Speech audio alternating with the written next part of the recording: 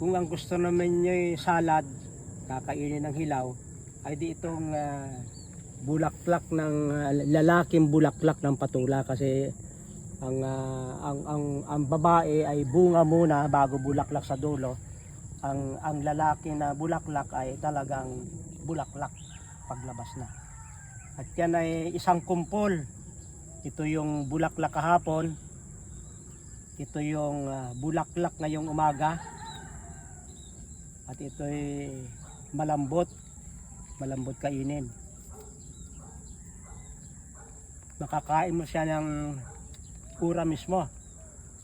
At ito yung bukas, yung magiging bulaklak bukas.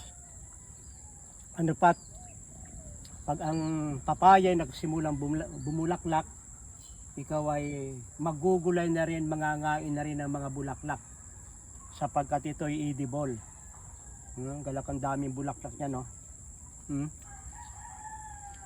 Talagang naka-schedule, alam na rin bukas, rin sa isang bukas, yun sa isang mukan, alam mo sa itsura. At naglambitin ang aking mga patulang dami. Yan yung ang gandang tingnan, no? Pag nasa ibabaw kayo, ang gandang tingnan yan. Oh, napakaraming bulaklak. Sa bulaklak pa lang ay gulay na. Sa bulaklak pa lamang ay ulam na. Kung ang bulaklak ng kalabasa ay nakakain, ang bulaklak ng patula ay gayon din. Maraming salamat sa inyong pagsubaybay sa Natural Wellness si Pastor Vito.